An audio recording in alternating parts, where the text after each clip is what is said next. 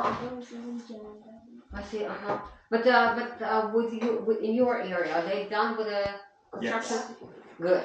Good. So they're done with it. Did I give you tickets? Yep. Yes. Okay. All right. Oh. So let's see. Needs to be higher. Higher. Okay. Yeah. Let's see if this is the right height.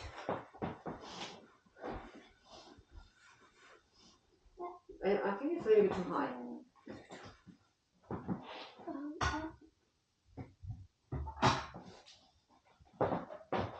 So let's see. Yeah, but we don't want to make it any lower. This is just right. Okay, so let's get the stuff out. All right. So beautiful with all the colors. I was stomping on leaves. Mm-hmm. Beautiful time of the year. All right. Especially when it's sunny outside, you can really truly see those colors, right? Okay, I didn't write anything down. So about Haydn's life, music, and listening. So tell me, let me see what you listen to. I kind of left the paper at home. Okay, then tell me about it then. Okay, so tell me which pieces you listened to, who was playing, so that kind of stuff. So, I think on Saturday night, I listened to his sonata. Which one? His sonatas in like D. He has more than one in D major. HOV, there's always HOV number. Who was playing? This, I think it had, I just searched up on YouTube. Yeah. Haydn Sonata. Yeah. And then I went, and then the first one there, was someone, playing, and then I checked the views. It was like 17K, I think. That's reasonable. So That's pretty good. But who was the name? I think his name was like Michael or something. So, and you can go for the one that has even more viewers. Oh, okay. Okay, it's right. Okay, so you listen to that sonata entirely or first movement of sonata? First movement. Okay, yeah, that's good. Okay, what else? But I would like to see which sonata because there's a lot. I'll bring the paper next week. I forgot. What else? I think a symphony. Which one?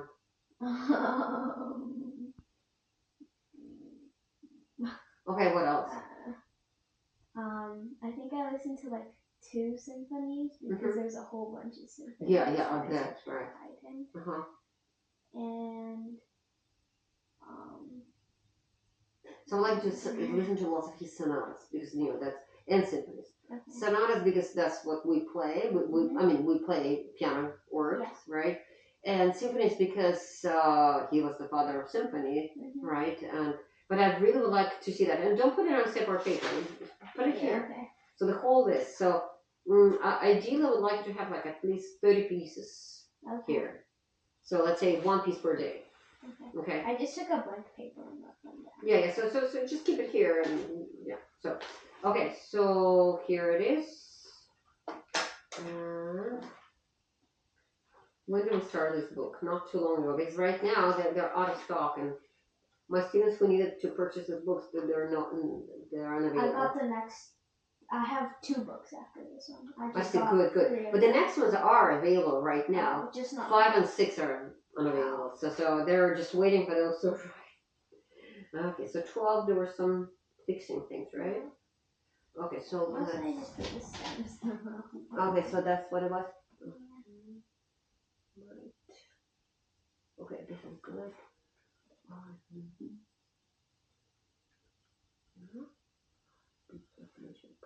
Good. Except that I don't know what this potato is. Potato. I'm not thinking, right? Okay, F sharp major. Good. G flat major. Good. F sharp major. Good. I wrote F flat instead. Yeah, okay, so. All right, so let's see if this one, 8 and 2, 1 and 2, 7, 2, 1.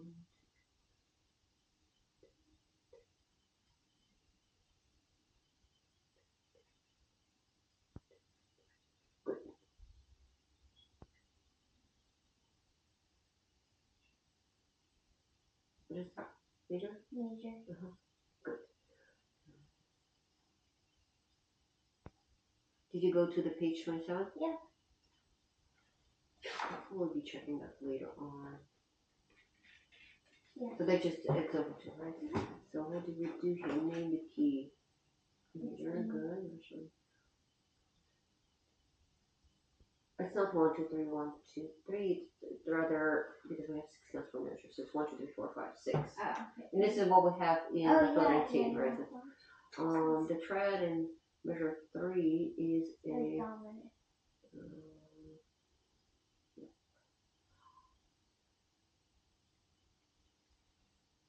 No, okay, that was not difficult. Okay, so this is good. Let's do the rhythm thing. Okay. So 3 measures.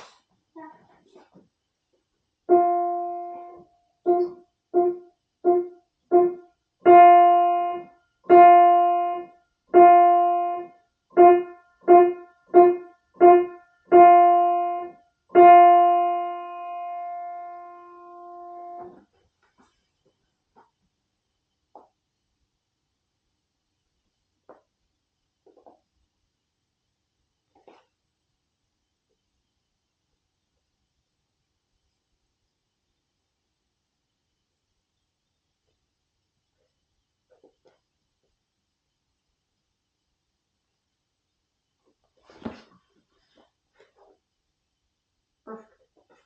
That was pretty easy, right? On the first try. Excellent. Okay, page 13 done. Moving on to 14. Finally, we have the circle of fifths. Exactly. So when we combine majors and minors. Right. Okay, so, and you will be, just incorporating the ideas from previous tons of pages. Okay. And the back of my binder. Exactly. So right here it's intervals. Yep. And don't be confused by sharps. They don't. They don't really matter at this point. Yeah. Okay. Later on it will. Major or minor, and then not just that, but also name. So the which note gives us the name. Which note gives us the name? The root. The root. Exactly. Here you'll be doing this, what they ask us first. You're going to draw all the flats needed for E flat major. Then you're going to put those triads, first, fourth, and fifths. And then do the same with D. Yeah. And then place the root only in the bass stuff. Okay. So of each chord, right? So somehow you have to have enough room here for your chords and for flats. Okay? I know. So that's the thing. Don't use up all the room for flats or the other way around. Okay. And here we have the order of sharps, order of flats. Okay. Pretty clear, right? So 14 is for next time. Okay. I'm going to use the same page because there's plenty of room. Okay.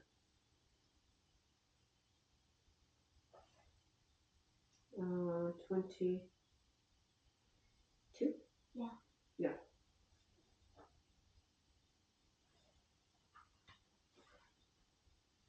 Just page 14. Because 25th is the constant. Right. Which one are you going to? 2 or 5? I'm going to be there at 2. Oh, do you have to teach at 5? No, I have to start a plan. Oh. So that's why 2 o'clock mostly. So you already practiced today? Yeah.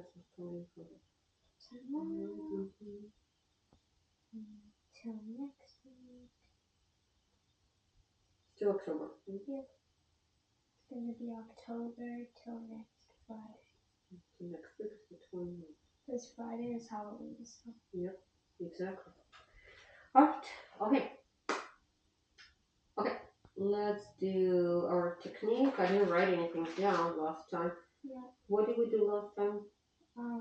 Last time? Oh, I remember we're adding specific details on Haydn. Yeah. played it later too? We played Gypsy Ronda only, right? Because we're working on the kind of next level elements, right? Yeah, that's pretty awesome. I would love to check those, but oops, that's okay. But I would like to check your technique as well. Okay. So we'll have to do that.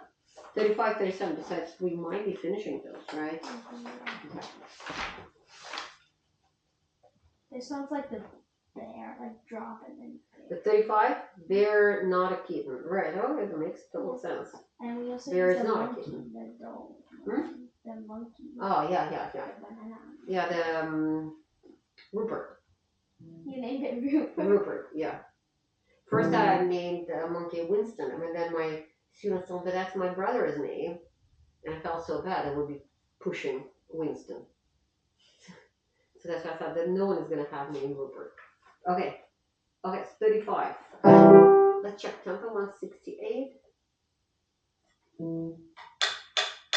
That's for dotty, dotty, dotty, dotty, dotty, dotty, dotty, dotty, dotty. Okay.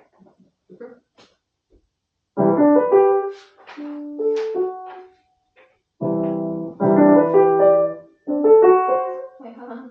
Okay. I'm suddenly like. Okay, fine. Take your time. It's left hand, it's not the right hand. It's the left hand. There are only 2 notes. We start with the interval 6. Oh, okay. Here.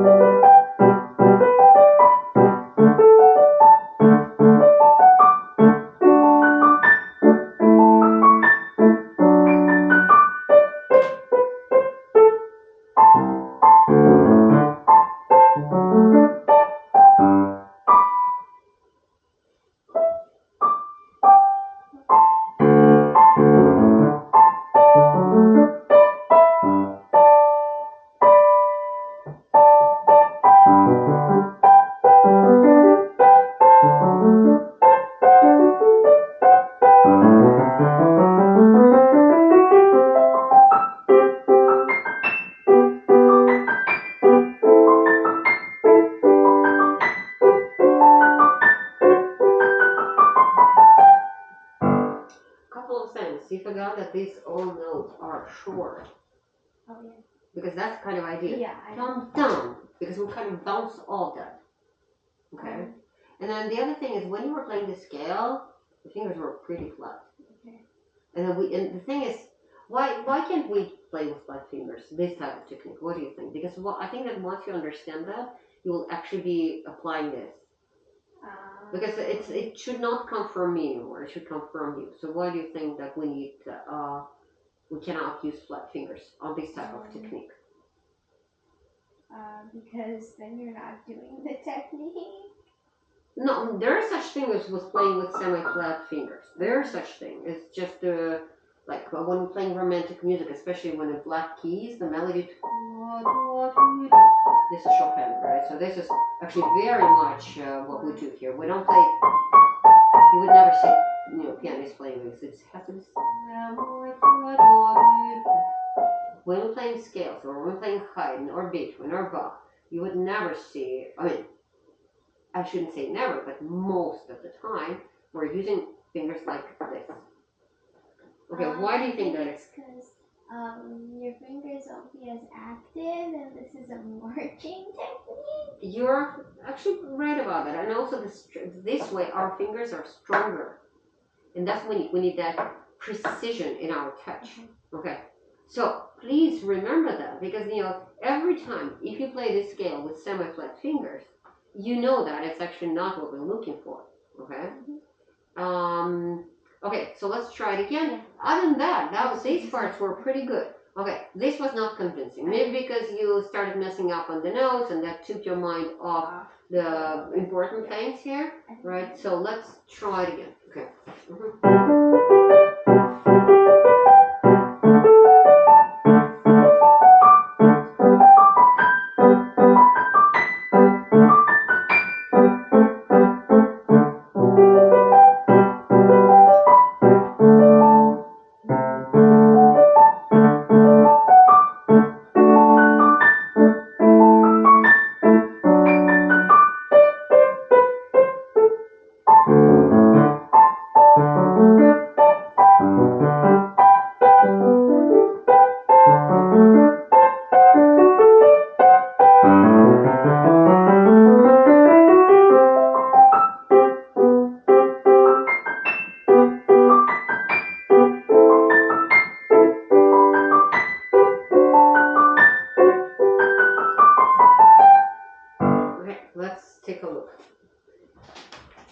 the scale first. Alright, go ahead, play. Look at your fingers as you go. Here. That's exactly what I'm talking about. But the thing is, you can't really be looking at your fingers when you play. You have to feel it. Okay? Because when you play the scale, most of them were semi-flat. Okay, so not one by accident. But that means that when you're playing your scales, you're not placing them correctly. You have to feel it. Okay, go ahead. Play it any tempo. You can play slower. One of them still was, yeah.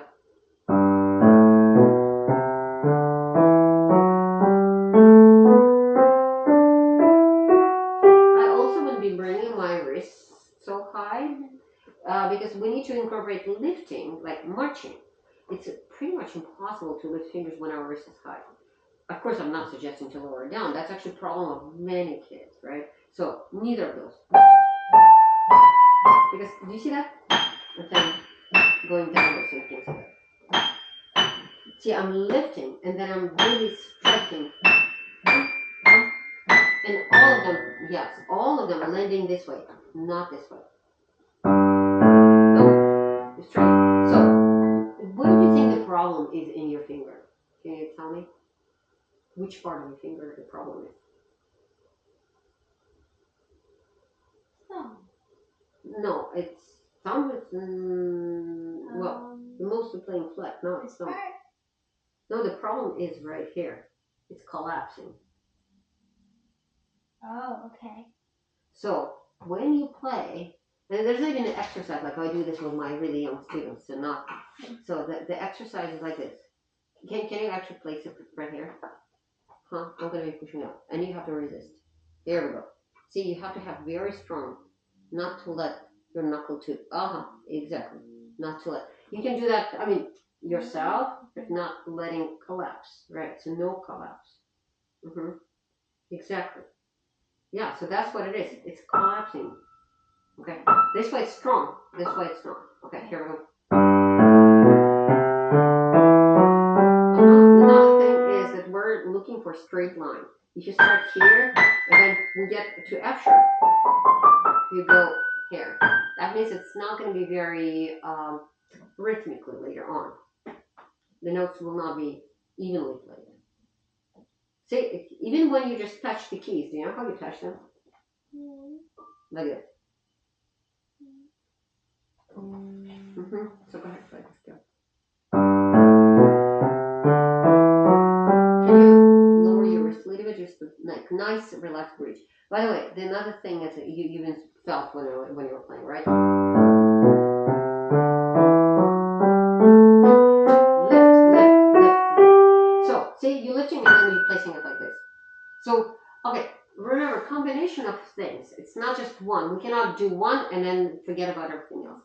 We need a combination of three things. Okay. We need bridge, we need lift, and we need strong finger. Let's see if you can do that. And straight lines, so there's more here.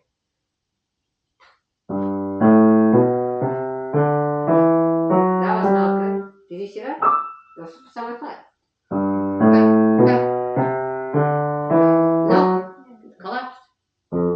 Because you're allowing yourself to do that when you're practicing at home.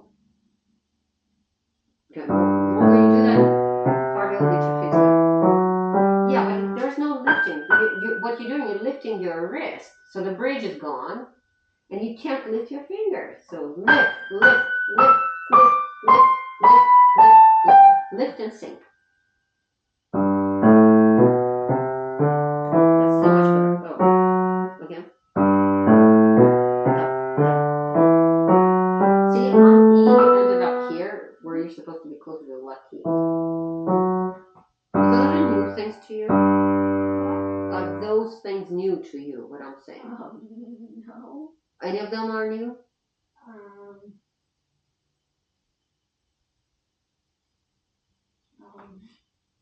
Okay.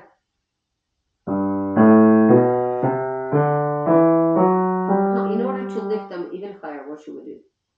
Yeah, we should lift them, exactly.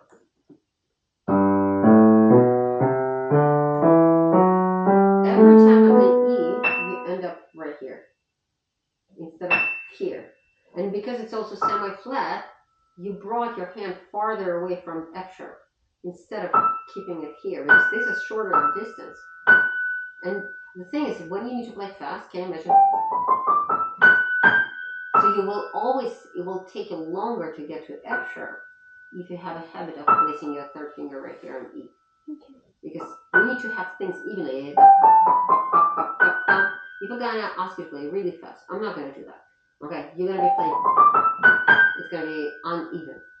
Okay, and you'll be surprised, like, how come I'm lifting my fingers? I'm playing with pretty good hand position, and yet I cannot play this scale. There's an explanation because it's a combination of things. Okay.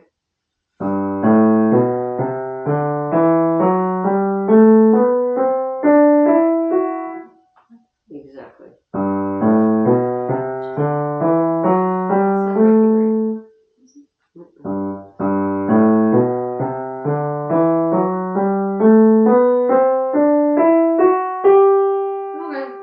I mean, I don't know if I can get a better technique from you at this point, because it's not 100%.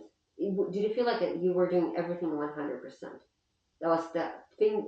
You were lifting your fingers all the way, like 100%. You remember your bridge? What the bridge was 100%, was it? And you felt like your fingers were striking the keys like 100%, and there was 100% straight line. So that's the thing. We need to do it all. Okay, let's try it. One scale. That's it. So that you start, bring your wrist. Also, not really great habit for this type of technique. When we play arpeggios, that's actually fine. If anything, it actually works really well. When we're playing scale, we don't want to have our wrist, because it's gonna really affect. So we can't lift fingers. Try to lift fingers when we bring the wrist up. Try to lift them. It's impossible. I mean, it's difficult. Okay. That was good. And then fingers are flat again. All of them collapse. Yeah. Don't let them collapse. There's so much shakiness. Okay, let's not spend any more time, because it takes away too much time. That's the thing. You have to do that at home, because that's where you experiment. Spend extra 15 minutes just for this scale. So then you'll be looking at things differently. Okay? All right. So we're not finishing this. So I would like to deliver all the details. Overall, there are lots of great things, but it's better to do this kind of things when you know your material really well, like you do this exercise. Because if I'm gonna be asking you to play a completely new exercise, and I will ask you to do things that we're trying to do here, it's going to take you a while to learn the notes. I really would like you to understand that the idea of 100%. Okay? Got it? Yeah. So this is what, 35? 100%. So it's a bridge on the scale, right? Mm-hmm. What else? Lift, then sink. And then no flat. No flat. There's one more thing. Straight line. Exactly. Okay. All right. Okay. And but that applies to the scale. Yep. We only have two scales there, but that's the longer one, and that's the short one. Okay. So, all right. Let's go to 37. Maybe we can finish that one. But the sound overall was much better. So the sound when we play piano comes from here. So when you sit like this, that sound will not be delivered into the piano, all the way inside the piano. So think what you want to do, okay? And also the other thing is occasionally your shoulders. So you were sitting like this, and your shoulders would go up. And then again, that's blocking the sound. It's pretend that someone is trying to sing, and they by nature have a beautiful voice, but they have someone putting hands like this. So the sound is blocked, right? So that's what, if you lift your shoulders, that's what happens. Okay. All right, 36.